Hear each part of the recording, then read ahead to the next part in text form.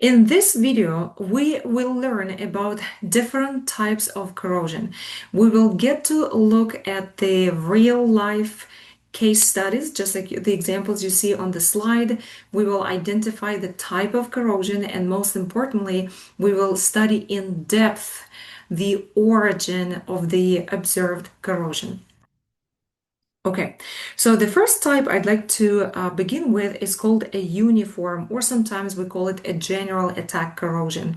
It's one of the easiest to understand, spot, and also predict. So in a general corrosion or in a uniform corrosion, the reaction proceeds uniformly on the entire surface. And I'm going to zoom in and show you an example of such. Because it proceeds uniformly everywhere, this is the type of corrosion that is the easiest to um, compute and predict. And when I say compute, what I mean by that is that you can estimate the loss of material per unit of area, per unit of time, right? Because it goes uniformly over the entire surface area. Now, the second type of corrosion is galvanic. Sometimes we call it a two-metal corrosion. You may also encounter someone saying it, calling it a bimetal corrosion, but probably the most appropriate name is going to be galvanic corrosion. And so, one of the ways to describe it is that this is an electrochemical reaction that leads to corrosion of one metal, right? We did study galvanic cell in depth, right? We already know what happens. You need to have two metals, right? Two electrodes, and I'm talking about the macroscopic galvanic cell. Now you need these two metals to be connected either through an electric wire, or you need these two metals to be in the intimate contact, right? Meaning directly touching each other, and you need an electrolyte. How would you spot a galvanic corrosion? And typically, as I stated earlier, only one metal will corrode. So just as we see in this particular example, you can see two metals touching each other, right? And then one metal is pristine, and this is going to be this metal here, whereas the other one is heavily corroded. Right in here in the middle, um, the line doesn't really show this like explicit difference between corroded metal versus pristine metal, and that's because the corrosion products they tend to diffuse, they tend to kind of like spill over, and that's why the line is a bit messy. But overall, we can clearly see that one material, and this is material here, corrodes, right? And this is your anode. Whereas my other material is pristine and clean, and this is going to be your cathode. And again, the reason this is happening, and you will be surprised how often you will now see it in a lot of constructions. And usually it happens when the structure requires repairs, and you have a plumber or an engineer that needs to come out on a spot, and they need to replace one corroded piece with something else. And if they make the wrong choice, right, they can create a beautiful galvanic cell that will accelerate the corrosion again, right? Now I'll show you a few more examples here. For example, if you are um, directly connecting zinc and steel, right? Zinc in this particular case is anodic, right? And then steel is going to be cathodic. Perhaps it would be a good idea to actually show you where you can pick up that knowledge, right? You can use the galvanic series that I introduced earlier. This would be my zinc, right? Oops, this is pretty thick. I don't think I can make it. Oh yeah, I can make it smaller. So this is going to be my zinc, and this is going to be my mild steel, right? So we can clearly see that the zinc is more negative, meaning that it's going to have a higher tendency to corrosion, and it will serve as a corrode. And this is why on this particular sketch, we see that zinc is actually degrading, right? Now, if I am to replace zinc with tin, then I'm going to change the situation, right? And tin is often used as like a protective coating, right? But if the coating gets disrupted, right? If there's a scratch or there's a dent or there's a little bit of a defect, and now it exposes steel, steel will corrode. And this is exactly what you see here, because tin is cathodic with respect to steel. And since I was showing it on the galvanic series, perhaps it makes sense to show you uh, tin on the galvanic series. So you can see that there is a drastic potential difference between these two, right? Meaning that pairing, well, perhaps in the example that we are showing, they do not necessarily pair those two. Typically, uh, steel is coated with tin, right? But you need to be aware that if a scratch, a dent to take place, then your steel will be compromised, right? Now, another thing to keep in mind is that this is actually very important. So I'm going to highlight it in red. We need to avoid large cathode area to large cathode to anode ratio. Okay, so you never wish to have a large cathode and a tiny anode. Whenever you have a situation like that, you are accelerating corrosion process of your anode. Why? Well, because you already remember what happens, what kind of cathodic reactions happen at the cathode. Now, if you have a large surface area, you just have more sites for the generation of hydrogen or the generation of other corrosion products, right? And because you have these sites, more of these sites, right, you increase the reduction reaction, but reduction reaction is directly linked to oxidation. And we've seen that before. You control one, that means you control the other one. So by offering a larger surface area for your cathode, you automatically increase the rate of the oxidation reaction. This is why whenever we design anything, we should avoid this difference in the areas. Now, the next type of corrosion is pitting corrosion. And you can see on the example, it looks exactly like pits, right? So this type of corrosion, something that we need to keep in mind is that pitting corrosion is different from uniform corrosion because pitting corrosion is a localized corrosion attack, and usually it results in these holes and pits in a metal, exactly like we see it in the image right here, right? You see these dark pits. Now, pitting corrosion is a lot more dangerous if we compare it to uniform. As I mentioned earlier, the uniform corrosion has a corrosion that is uniform and it's general over the entire surface, right? That means the reduction in thickness is very predictable. With a pit, you have a pit, and something to keep in mind is that the growth of the pit requires initiation period, and then it grows in the direction of gravity. So when I see that pit, right, from the top view, just like that, I don't know the depth of it. But the depth of the pit is what would tell you how much of the material is actually compromised, right? Because there's a large difference between the iron oxide, right, the oxide layer, which is going to be the product of the corrosion, versus the metal itself, right? And this is why, because pitting corrosion often goes undetected, and because it goes undetected, it often results in unexpected failure.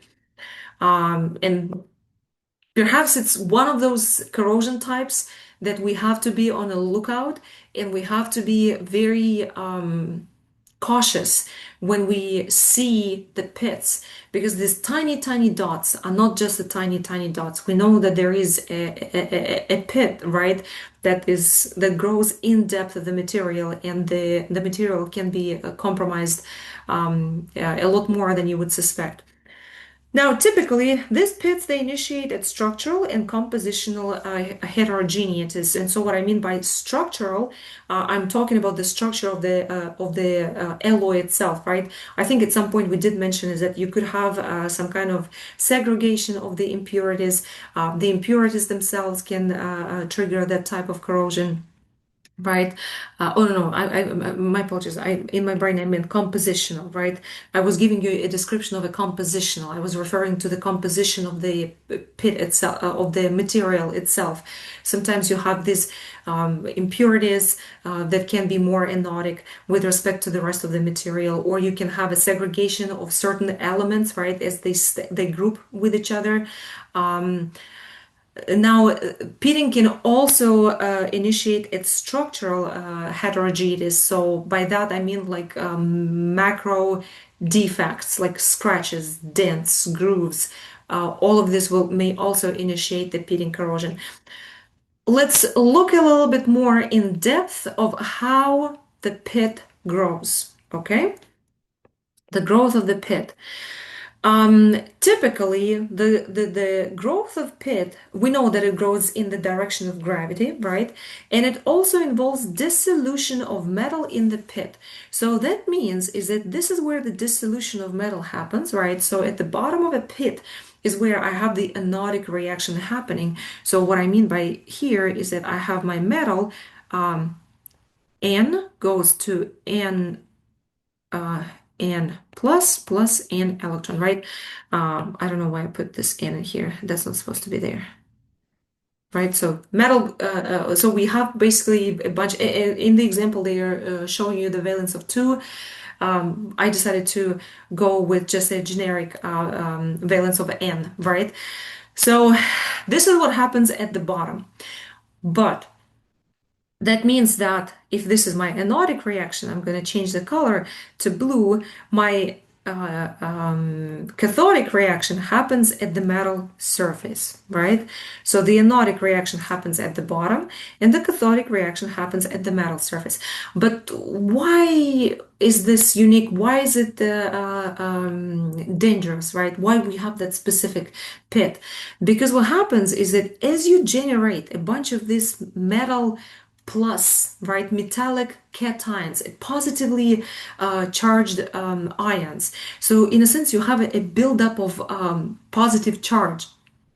And that means that these chlorine ions, right, it's going to pull chlorine ions toward the pit.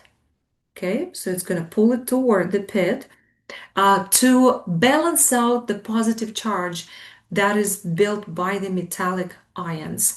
And what happens, you basically at the bottom, you have the following reaction. You have a metal chloride that reacts with water, right, with your electrolyte. And the result, if you have a metal chloride, and perhaps I'm going to write it down. So let's say if I have a metal chloride, and I'm going to use again or perhaps, you know what, to keep it simple, I'm going to use the valence of 2 because let's say it could be zinc, right? Something that we can relate to. And then it reacts with water, and the result is that I'm going to have my metal hydroxide, right? Plus, what else? Metal OH, hydrochloric acid. And this is the dangerous part, right? All of a sudden you have a free acid, right? And that means it's almost like a catalyst. And that's why this free acid at the bottom is what almost catalyzes the corrosion reaction, right? Specifically the anodic reaction. Now, I'm going to take a second to balance out the things. So it looks like I have, well, in here I forgot the 2 to begin with, right? Because I chose the valence of 2. And it looks like I'm going to put 2 in here and then 2 in here. Metal chloride 2. Okay, so the rest looks like it's balanced out. Oxygen, yep, everything, the rest looks good, right? So this reaction that happens at the bottom releases the free acid, right? And that is the problem. Now, all metals, they have different resistance to pitting corrosion. Some materials have a better resistance than others. And specifically, you can see at the bottom, you have a table where as you go downward, the resistance to pitting corrosion increases. And here, this is where you can see titanium. Titanium is significantly better than stainless steel, either 304 or 316. Okay. Now, crevice corrosion, we've already seen it at some point. We've seen it before, and perhaps I'm going to bring up the slide where I already shown you the crevice corrosion. At some point in the lectures, we did talk about the oxygen concentration cells, and I gave you this example, right, which is an example of a crevice corrosion. And the key word here is that you have to have an oxygen gradient, right? You need to have a region that is depleted of corrosion and a region that obviously has the abundance of the depleted of oxygen and the region that has an abundance of oxygen. Let's look at the example, what exactly happens here. Crevice corrosion is also localized corrosion attack, right? This typically happens in crevices and under shielded surfaces whenever you have a stagnant solution, right? Because typically that solution will be depleted of oxygen, and the area that is actually open to the air will obviously have a higher concentration of oxygen, right? Very often it happens under valve gaskets, rivets, bolts, and it happens in systems like steel, titanium, aluminum, copper, and their alloys. Um, so the thing to avoid here, right, even if you go to your bathroom, right, whenever you have the head that is attached to the outlet, right, even there, this is going to be an example where you have this rivet, right, and this is going to be an example where the crevice corrosion can all of a sudden kick in, right, and this is why usually you would put a thread in there, because what you're trying to do is that you're trying to close that gap, because if crevice doesn't exist, then you're not going to have the corrosion, right? So we do see the examples. We see an example of the crevice corrosion. You see the corrosion kind of like coming out. I want you to understand that the corrosion actually happens inside the crevice, right? The reason we see a little bit of color coming out, that's because the products, as they evolve, right, as they produce, they just leak out and they stain, right? Because in here you're just looking at the rust. Okay. Now the reaction is going to be just as we see here. It's going to be an anode reaction and a cathode reaction. Now the corrosion inside the crevice is very similar to the pitting corrosion. And let's look at the examples. So what happens is that as the solution is stagnant, right, oxygen is used up and not replaced. Okay. So now what happens, so I will show it right here. You have a high concentration of metal ions and depletion of oxygen in this area, right? In this crevice area everywhere. Now, then, when you have these metal ions again being generated, right, as the product of your oxidation reaction, right, as the corrosion happens in the crevice, again, you're going to have this positive charge buildup. And what that means is that the chlorine atoms is going to obviously travel here, right? And that means we're going to have this identical reaction happening there as well, where you have a metal chloride that reacts with water, right? And then that produces metal hydroxide and free acid. So whatever we see in the crevice, right, it is also similar to the pitting corrosion, right? Even though the initiation mechanism is different, right? You would need to, here you need the crevice. In the pitting, you need some imperfection, either in the composition or the structure, right? But to summarize, what I've said is that the chloride ions migrate to crevice, right, to balance the positive charge, where they form metal hydroxide and free acid, right? And that free acid causes corrosion. Okay, very similar to the pitting corrosion. Next one is erosion corrosion. One of the easiest, and it's very relatively straightforward. So the corrosion here, or erosion corrosion, happens due to the relative motion of the corrosive fluid with respect to the metal surface. So it basically there's an abrasive action and the removal of the protective film. That's exactly what happens, right? Um, and I don't want you to think of the fluid that it has to be the fluid, right? When I say the fluid, I actually mean a lot of things, right? It could be a slurry, it could be paste, it could be sand, it could be a lot of things. As long as it's moving and it has this abrasive effect, right, on the metal surface. Now, typically, and you see examples on the slide, is that you'll see pits, grooves, valleys, and they usually appear in the direction of the flow of the fluid. Now, next type of corrosion is called cavitation. And before I explain what it is, I want you to look at the example on the image. And I would like to give you the examples, like most common where you would see cavitation damage. Those would be pump impellers and ship propellers, right? And now I want you to visualize it, right? I want you to basically look inside the pump and see what happens there. Or when you look at the ship propeller, right? We know that there are two factors present in that environment. And that is there's a very high velocity fluid flow and pressure changes, right? And so what happens is that whenever you have these pressure changes, right, you need to have a high velocity fluid flow and the pressure changes. And because of that, there is going to be a formation and collapse of air bubbles, right, or vapor filled cavities. And when that happens next to the metal surface, when this bubble rapidly collapses, right, it produces a very, very large pressure. Just as an example, it's 60,000 psi. Think of it as a bullet, right? So if I have a metal surface and I have this bubble, right, that just formed, and if it collapses, it produces the pressure when the impact on the metal surface, it's like almost like a bullet, right? That's exactly what happens. And this is why whenever, if you ever order a pump, you will notice that the impeller is always a separate piece, right? It's always detachable because the impeller will, the lifetime of the impeller is way, way shorter than the lifetime of the entire pump, right? Um, but I've seen the examples when people do buy the impeller for the pump. Uh, you will already have to deal with the erosion, corrosion, and the cavitation damage in the pump, right?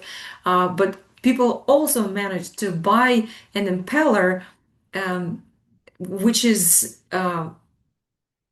anodic with respect to the shaft, right? Because those two is going to be in direct contact. So in a sense, they are setting up like a super, super powerful galvanic cell, uh, meaning that the impeller will only last maximum up to a year, right? At most, right? Okay, so hopefully everything is clear with the cavitation corrosion. I also want you to be familiar with the fracking corrosion. It's not that common, but we do need to be aware of it. Usually, fracking corrosion occurs at the interface between materials. That are under load and that are subjected to vibration and slip. Typically, what happens is that you have the metal fragments, they get oxidized and then they act as abrasive between the surfaces. And whenever you have this vibration or a slip, right, this can actually cause fracking corrosion. Usually in the design, whenever you do know that you have certain pieces that are in a very close proximity with each other, you just need to make sure that there are no any pieces, right? There are no oxidized pieces that can all of a sudden act as an abrasive, right? Um, but also examples, you may see a lot of examples even on campus. If you have any piece that constantly experiences a certain like impact. For example, if you ever go to a bike station and if you observe the where we lock in the bikes, you can see those marks from the fracking corrosion because it's due to the abrasive motion of one piece with respect to the other over time, right? It's just not something that you can observe because it's a person comes in, parks, goes and leaves, right? And every time they walk in, they have this abrasive motion of one piece with respect to the other. Okay. Now, selective leaching, this is a very interesting one. And this selective leaching is happens in alloys. And I will give you an example of such alloy. Earlier, before I explain what the selective leaching is, I would like to remind you that we studied earlier the ways to increase the strength of the material, right? And if you guys remember the grain boundaries, the higher the density of the grain boundaries, the stronger the material. But we also now know that if you alloy the material, right, or perhaps I should say, if you dope the material, if you introduce another element, you also make the material stronger. But as I kept saying, I'm sure I mentioned at that point, there is always a fine line, right? You can make the material stronger, but if you have an alloy, you may end, such example would be brass, right? Brass is copper and zinc. And that specific material is very, very sensitive to selective leaching. Now, what is selective leaching? Selective leaching is a selective removal of one element of a solid alloy by corrosion processes. Meaning, in this particular example for brass, we call it desensification, okay? And if I am to translate that word, that means it's a selective removal of zinc from brass, okay? It's a removal of zinc from brass. And the mechanisms can be described in the following three steps. Well, copper and zinc are dissolved by aqueous solution, right? So we still need to have the corrosive environment. Now, copper, okay? Copper, copper ions are replated back on the brass, whereas zinc ions remain in the solution. And how would you see it? I'm now realizing I forgot to include an image for the selective leaching. So I'll have to describe you how to feel it, right? Well, whenever desensification occurs in brass, once zinc is preferentially removed from brass, what it leaves behind is a spongy, weak matrix of copper, okay? You can cut it off with knife. It's very, very soft, very spongy because it's not a brass anymore, okay? It's literally electroplated copper that it's not, I should not say electroplated in this particular scenario. But usually the way to feel it is you can poke it with your finger and it is that soft, right? Um, at some point, you may have to identify selective leaching. Do not rush with your perception that because typically it has like this either pinkish or greenish color to it. And a lot of people often just say, oh, that's selective leaching. You first need to make sure that you are dealing with brass, right?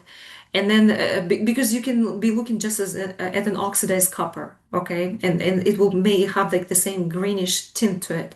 So this is why it's really important not to go by color. You certainly have to identify that you have a brass, right? Because you need to work with an alloy. And selective leaching doesn't happen just in brass. There are other examples where you can have carbon leaking out of a system. Desensification is just one of the most common, most recognized examples of selective leaching, right? And then the best way to recognize it is that you will see that you have this spongy, weak matrix on top of your metal, okay? And that's how you know, plus that it is brass. Later on, we will find out that it's very easy to fix. Scientists found, and you'd be surprised when I tell you how you can keep zinc inside the brass, okay? Now, intergranular corrosion, something that we've already looked at when we were talking about the grain boundaries, right? From earlier prior lectures, we know that grain boundaries are extremely useful and powerful in making the material stronger, right? Because they hinder the dislocation movement, right? They prevent the dislocation movement. But at the same time, grain boundaries can be more, and typically they can be more anodic with respect to the grains, right? And then what happens is that at the boundary where you have this anode, you're going to see material disintegrating, and under the microscope, you will just see that the distance between the grains is not a fine line, but it's getting thicker and thicker, right? Um, so perhaps I shall say that it is a localized corrosion, right? Because it happens typically at the grain boundaries. But keep in mind is that it can also happen either at the grain boundary or it can happen at the area adjacent to the grain boundary, right? But the result is going to be the same. You will observe disintegration. There's going to be space growing between the grains, right? But I want you to give, I would like to give you a particular example of intergranular corrosion, which we called a weld decay. Okay? Meaning that if you ever have to weld anything, a lot of people underestimate that skill and they just think that, well, that this is easy, right? You just hold the equipment, heat it up, and weld. In reality, a good welder is probably one of the most valuable people in the world because you can inflict a lot of damage to the structure by doing the weld. And I'm about to show you an example. And weld decay is linked to the intergranular corrosion. It's the same thing. The only difference is that we don't say intergranular corrosion, we say weld decay when we talk about the stainless steels, okay? And if you guys remember that stainless steels, they have chromium in their structure. And chromium is exactly what gives you the stainless properties, right? Meaning that it doesn't stain, doesn't corrode, okay? So when stainless steels are either heated or cooled through a specific temperature range, and we call it sensitizing temperature range, and I want you to remember it by heart. That is from 500 degrees to 800 degrees C, right? That specific temperature range. What happens is that chromium carbide can precipitate along the grain boundary. Okay, and I now want you to understand. So what happens is that this is my grain boundary. Okay, this is my grain boundary, and chromium carbide precipitated because of this sensitizing temperature. It precipitated toward the grain boundary.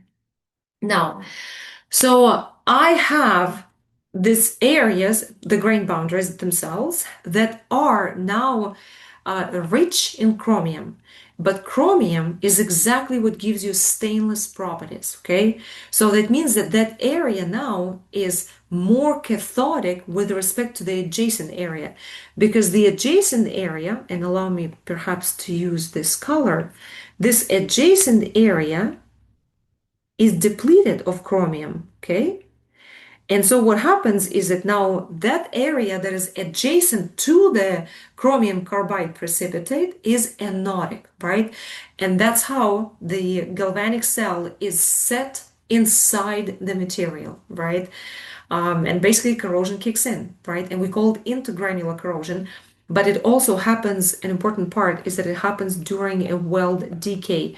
You could easily avoid it, right? If you are familiar that within 500 to 800 degrees Celsius, it is a sensitizing temperature. I have to be very careful. I have to be aware of it, right? But often you will see corrosion, and at some point you will, and I'll show you a bunch of examples later. At least in one of the videos, where you will look at the weld, and then next to the weld, you see a bunch of corrosion happening. And the reason it's happening because of this particular example that I just gave you, right, of this mechanism. Or another way to draw it, right? This is your chromium carbide, right, that precipitates out of grains toward the boundary during the sensitizing temperature. And that means adjacent area right in here is going to corrode. So what it's going to look like under the microscope? Well, you're going to see larger distances, larger gaps right between the grains. It's going to be all the same. This is what the intergranular corrosion is. So once again, intergranular corrosion, it's the corrosion either at the grain boundary or in the area adjacent to the grain boundary, right? Depending where you have anode, where you have cathode, right? It can go both ways. It depends on the circumstances, it depends on the material, but we just need to be aware of it, right? Now, if we work with stainless steel, the intergranular corrosion there has its own name, and we called it a weld decay, right? Whenever you subject the stainless steel to a sensitizing temperature from 500 degrees to 800 degrees Celsius, chromium carbide precipitates to the grain boundaries. And that means that adjacent area is depleted and it starts corroding, right? Um, So the region next to the grain boundary becomes anodic and corrodes. This is if I am describing the weld decay. We will have some graded assignments, whether the quiz or the exam. You will be presented a case, and there may be a short description where you have to identify the original cause for the corrosion that is displayed on the picture, right?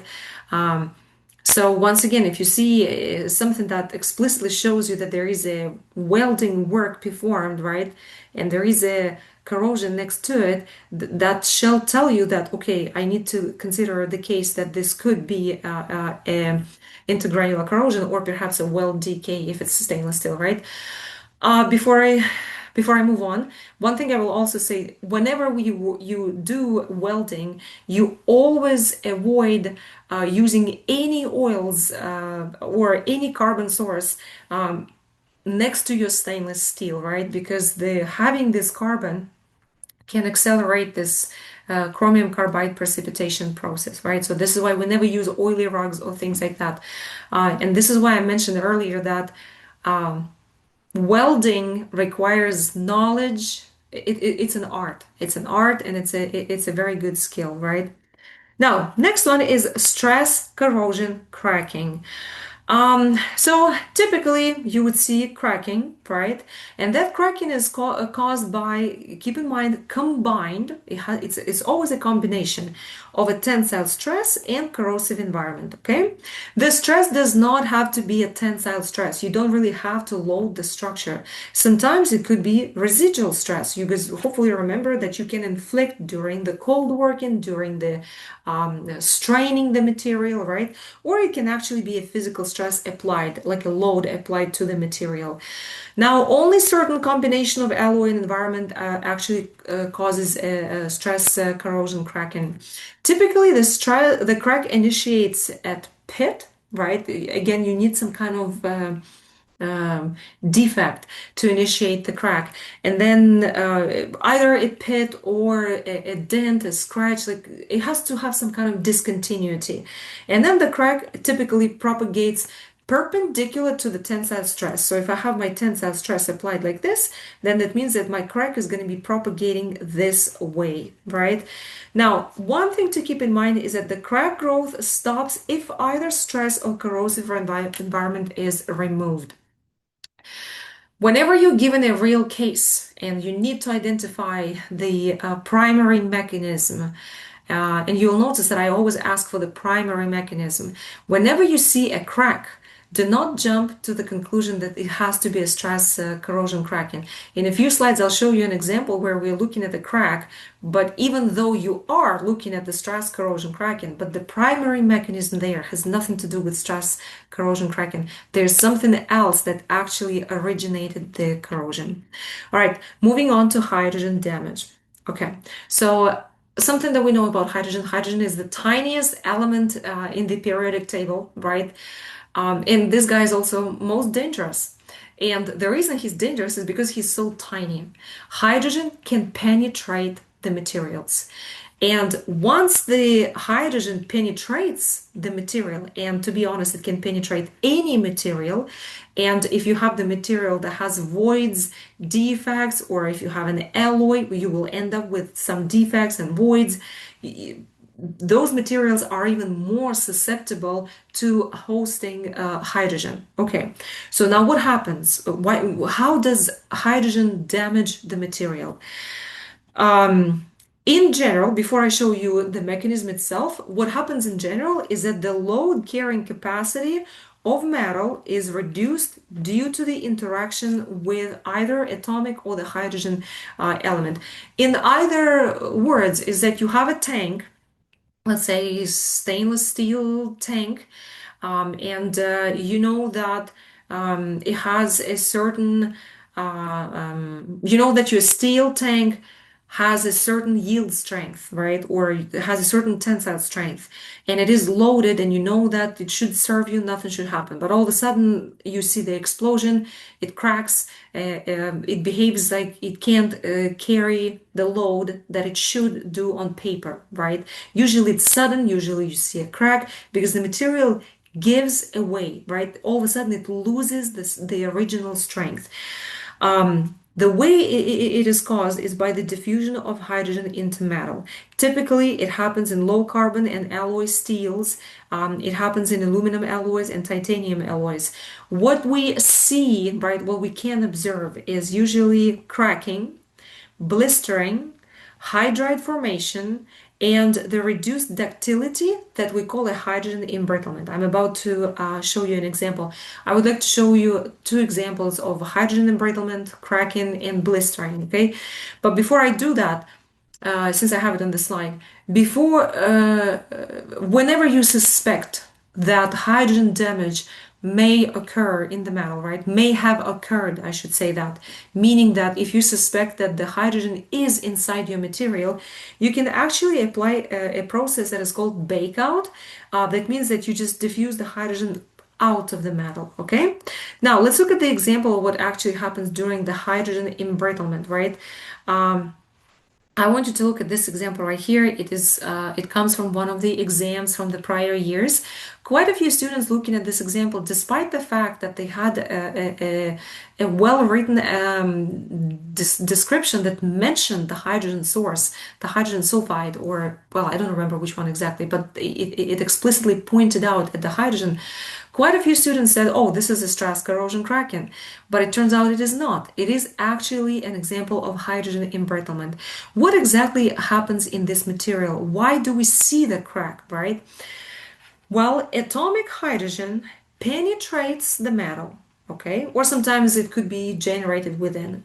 Now, most importantly is that this hydrogen reacts with metal atoms, and then it forms these hydrides. And I want you to remember that word because these hydrides, they have in general lower strength than the metal itself. You cannot compare them.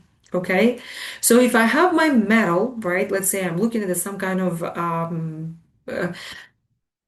carbon steel alloy, right?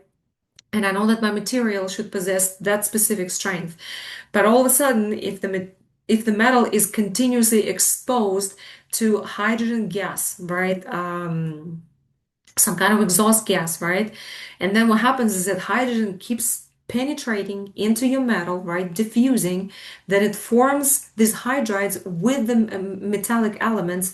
Now, these areas where you have actually these hydrides, these areas weaken the material because they don't possess the same integrity. That means all of a sudden the entire framework doesn't have the strength of the original metal, right? Now, and because this metal has the reduced strength, now this metal is more susceptible to stress, crack, and corrosion, right? Well, you have a corrosive environment, which is going to be your hydrogen, and then you have the stress because if the metal is under the load, right, which typically should be okay because you are within the range, you're far below the yield strength. But all of a sudden, because of the hydrides, the material yields and cracks, right? And usually it looks like an explosion. So yeah, so keep in mind, even though I kind of like give you example and answer right away, still in the exam, I will have a few students looking at the crack and saying that's gotta be stress corrosion cracking, right? In all of your graded assignments, you will always be asked to identify the origin, the primary mechanism, right? The mechanism that led to this outcome. So what happens here is that the origin is hydrogen embrittlement and the formation of hydrides, right? Stress corrosion cracking is the consequences of the hydrogen embrittlement. And another example of the hydrogen damage is going to be hydrogen blistering. It does look like blisters. If you look at metal, you'll see like pockets that are filled with, in this particular scenario, they're filled with hydrogen. Atomic hydrogen, right? The H plus guy. So allow me to not the plus, right? The atomic, the hydrogen. actually migrates through the metal, and we know that it does so because it is tiny, right? And that's the danger comes from the size. Now, once it migrates through the metal, if the hydrogen enters a void, and imagine, guys, that right in here you have this void where the metal can, where the hydrogen can enter, and then if it stays long enough, it can combine with another hydrogen atom, and as such, it forms the hydrogen gas. Now, as the amount of this hydrogen gases increases, then you basically see a blister. And this is why when you're looking at the metal, this is a beautiful example of a blister that was actually developed due to the hydrogen.